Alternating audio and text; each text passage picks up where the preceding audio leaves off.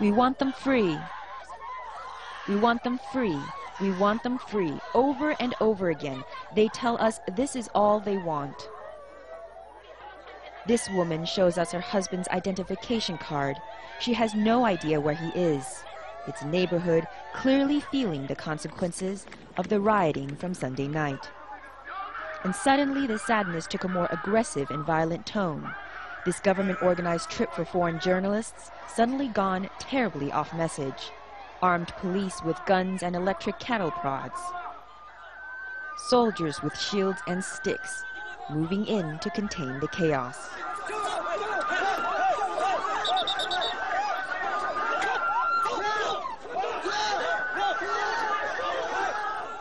These are complicated ethnic tensions, China's westernmost province populated by these Turkic Uighurs.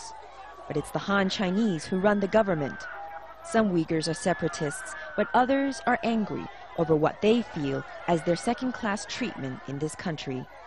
So ethnic Han Chinese have every reason to fear.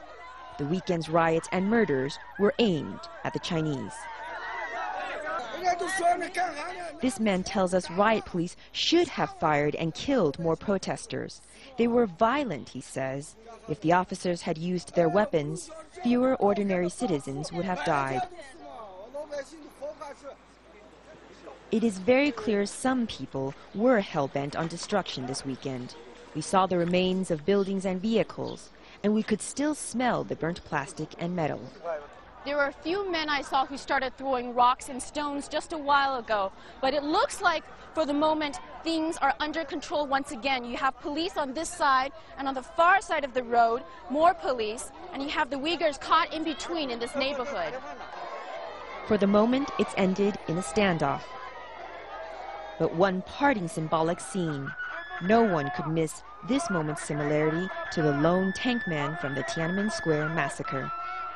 One hobbling Uyghur woman against a phalanx of soldiers. Melissa Chan, Al Jazeera, Urumqi, Western China.